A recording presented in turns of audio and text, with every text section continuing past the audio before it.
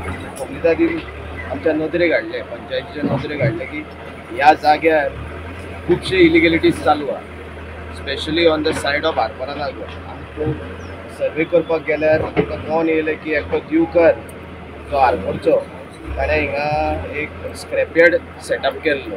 खूब वर्सां तो चलयतालो. ताका शो कॉज काडले इमिजिएटली. ताका सांगलें की हे तुमी स्क्रॅपयार्ड 7 दिसां भितर काडचे. आनी 6 म्हयन्याचो आमी टायम दिलो ताका.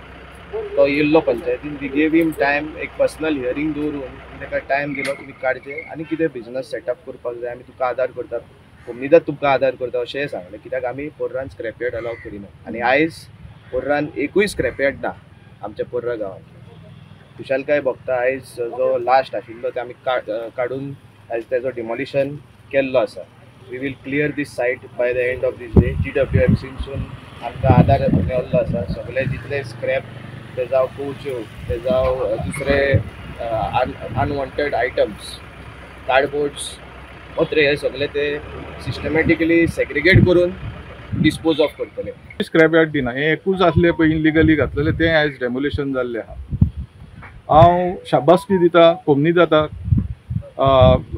एटर्नी बेनेटीक आनी तेजी फूल टीम.